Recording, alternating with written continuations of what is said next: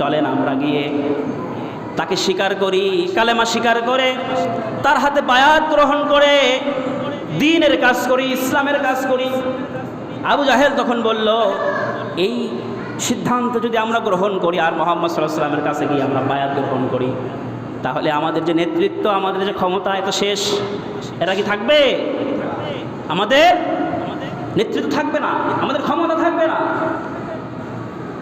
তাহলে এই যে ধারা, যে আমরা রাসূলকে, সাহাবীদেরকে তৎকালীন কাফেররা বিশ্বাস করত, বুঝতো, কিন্তু কালেমাকে মুখে স্বীকার করে নাই, বাস্তব জীবনে রূপান্তরিত করে নাই, নিজেরা মুখেও স্বীকার করে নাই, অন্তরে বুঝেছে ভালোভাবে। এই ধারা ওই সেই যুগ থেকে অব্যাহত আছে, এখনো আছে, কিয়ামত পর্যন্ত থাকবে। এক শ্রেণীর মানুষ যারা মুসলমানের মধ্যেই মুসলিম নামধারী, রাসূলের উম্মত দাবি করবে, আল্লাহর গোলাম দাবি করবে, কিন্তু ইসলাম দিয়ে, কোরআন দিয়ে সমাজ চলুক, কোরআন দিয়ে রাষ্ট্র পরিচালনা হোক, কোরআন দিয়ে সংসদ চলুক, কোরআন দিয়ে সমাজের প্রত্যেকটি সেক্টর পরিচালিত হোক, কিছু মুসলিম নামধারী মুনাফিক এটা সহ্য করতে পারে না। জোরে বলেন ঠিক কিনা?